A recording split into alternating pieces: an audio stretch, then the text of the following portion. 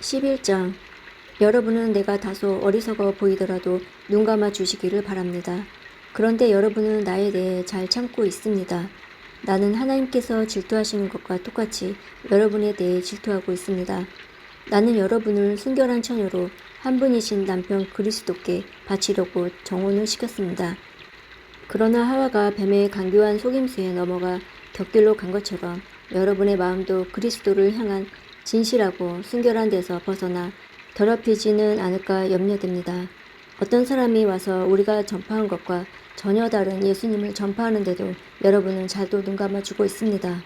또 여러분은 전에 받은 것과 다른 영을 받아들이며 다른 복음을 잘도 받아들이고 있습니다.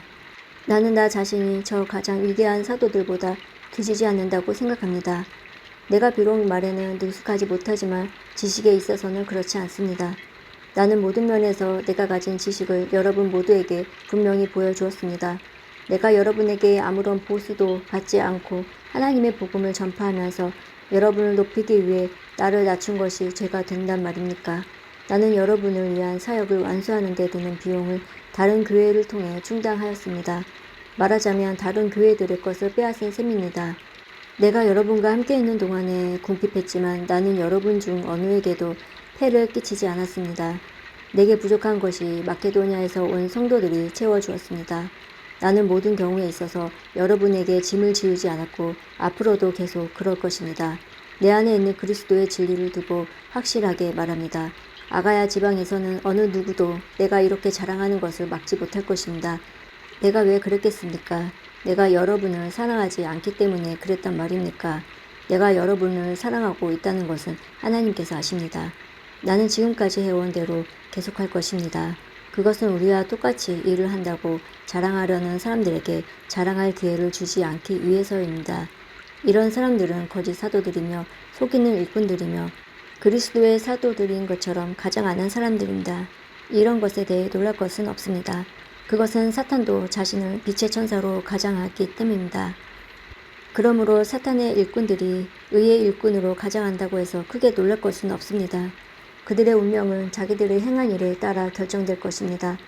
다시 말씀드리지만 아무도 나를 어리석은 사람으로 취급하지 마십시오.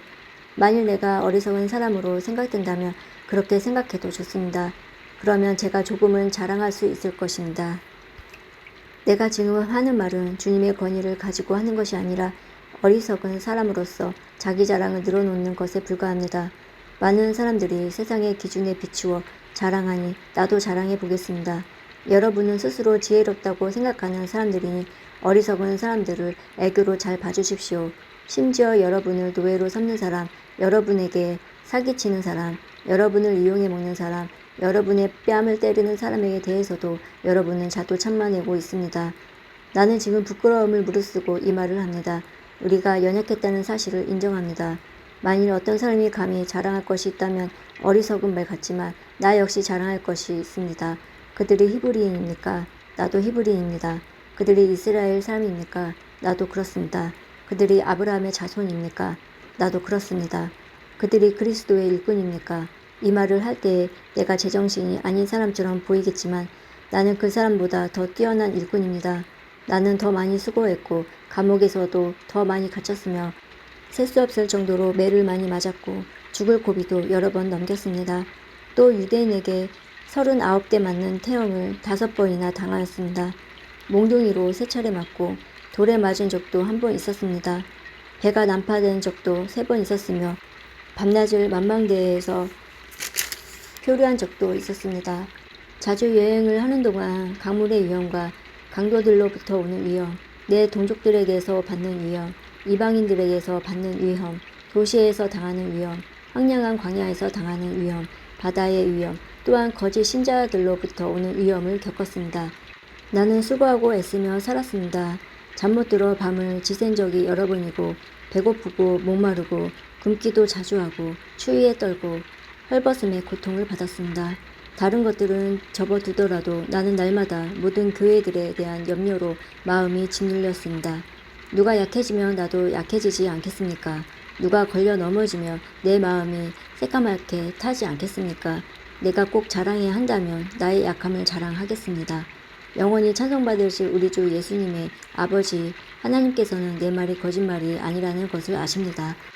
내가 다마스커스에 있었을 때 아레다 왕의 총독이 나를 체포하려고 다마스커스 성을 지키고 있었는데 나는 광주리를 타고 성벽 창문 아래로 내려와 총독의 소나기에서 빠져나온 적도 있었습니다. 12장 자랑하는 것이 이로울 것은 없지만 계속해 보겠습니다. 나는 주님께서 보여주신 환상과 계시를 말씀드리겠습니다. 나는 14년 전에 셋째 하늘로 들려 올라간 그리스도 안에 있는 어떤 사람을 알고 있습니다. 그것이 몸 안에서 된 것인지 몸을 빠져나와 된 것인지 나는 알지 못하지만 하나님은 아십니다. 내가 이런 사람을 아는데 그 사람의 몸이 거기 있었는지 아니면 단지 그 사람의 영이 그곳에 있었는지 나는 알지 못하지만 하나님은 아십니다. 그 사람이 낙원으로 들려 올라가서 사람이 말해서도 안 되고 이루 말로 표현할 수도 없는 말들을 들었습니다. 내가 이 사람에 대해서는 자랑하겠으나 나 자신에 대해서는 나의 약한 것들 외에 자랑하지 않겠습니다. 내가 자랑한다고 해도 진실을 말할 것이기 때문에 어리석은 사람은 되지 않을 것입니다. 그러나 어떤 사람이든지 나를 보고 내게서 들은 것 이상으로 나에 대해 생각하지 않도록 하기 위해서 자랑하는 것을 그만두겠습니다. 내가 받은 굉장한 계시들 때문에 교만해지는 것을 막기 위해서 하나님께서는 내 몸에 사탄의 사신인 가시를 주셨습니다. 그것은 줄곧 나를 괴롭혀 왔습니다. 나는 이것을 제거해달라고 주님께 3번이나 간청하였습니다.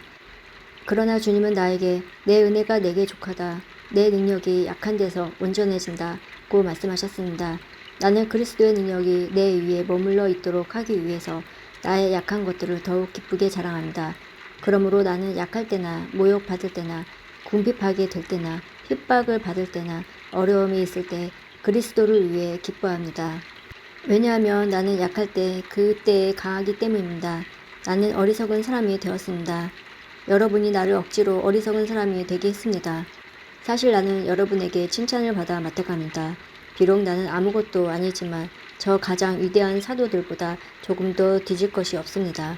나는 여러분 가운데서 모든 것을 인내하면서 사도의 표시인 표적과 기적과 놀라운 일들을 행했습니다. 내가 친히 여러분에게 짐을 지우지 않는 것 외에 내가 다른 교회에 비해 여러분에게 못한 것이 무엇입니까? 내가 여러분에게 폐를 끼치지 않은 것이 잘못이라면 저를 용서하십시오. 이제 나는 3번째 여러분을 방문할 준비를 하고 있습니다. 이번에도 여러분에게 짐을 지우지는 않을 작정입니다. 나는 단지 여러분을 바랄 뿐 여러분이 가진 재물을 바라지 않습니다. 있는 자녀가 부모를 위해 재산을 모아두는 것이 아니라 부모가 자녀를 위해 그렇게 하는 것이기 때문입니다. 나는 여러분을 위해서라면 내가 가진 것뿐만 아니라 나 자신마저도 기꺼이 드리겠습니다. 내가 여러분을 이토록 사랑하는데 여러분도 나를 사랑해줘야 하지 않겠습니까? 내가 여러분에게 짐이 된 적은 없었지만 어떤 사람들은 내가 꾀를 부려 여러분을 속여 사로잡았다고 합니다. 내가 보낸 사람 중에 누군가를 시켜 여러분을 속여 착취한 적이 있었습니까? 내가 디도에게 여러분에게 가라고 권하였고 디도와 함께 형제를 여러분에게 보낸 적이 있는데 디도가 여러분을 속여 착취한 적이 있었습니까? 우리가 같은 심정으로 살아오지 않았습니까? 또한 우리가 같은 길을 걸어오지 않았습니까? 아직까지도 여러분은 우리가 자신의 변명만 하고 있다고 생각할 것입니다. 우리는 그리스도 안에 있는 사람들로서 하나님 앞에서 말하고 있습니다. 사랑하는 여러분, 우리가 행하는 모든 것들은 여러분의 덕을 세우기 위함입니다. 내가 갈 때 내가 여러분에게서 기대했던 모습을 찾지 못하거나 여러분이 나에게서 기대했던 모습을 찾지 못할까 두렵습니다. 여러분 중에 말다툼과 시기와 분냄과 형가름과 중상모략과 남의 말하기와 거만함과 무질서가 있을까 두렵습니다.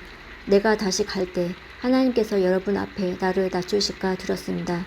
전에 죄에 빠졌던 사람들이 자기들이 행한 더럽고 음란하고 방탕한 생활에 대해 회개치 않는 것을 보고 내가 슬퍼 울지는 않을까 두렵습니다. 13장 이번에 가면 3번째 여러분을 방문하는 것입니다. 모든 사건은 두세 증인의 증언으로 확증돼야 한다 말씀이 있습니다. 내가 2번째 방문했을 때 말했던 것처럼 지금 떠나 있는 동안 여러분에게 말씀드리겠습니다. 전에 죄를 지은 사람들과 나머지 사람들에게 경고하는데 내가 이번에 가면 그들을 용서하지 않겠습니다. 그것은 여러분이 그리스도께서 나를 통해 말씀하신다는 증거를 요구하고 있기 때문입니다. 그리스도께서는 여러분을 대할 때 약하지 않으셨습니다. 그분은 여러분 안에서 능력을 발휘하십니다.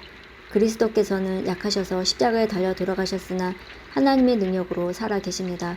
우리도 그분 안에서 연약하지만 여러분을 섬기기 위해 하나님의 능력으로 그리스도와 함께 살 것입니다.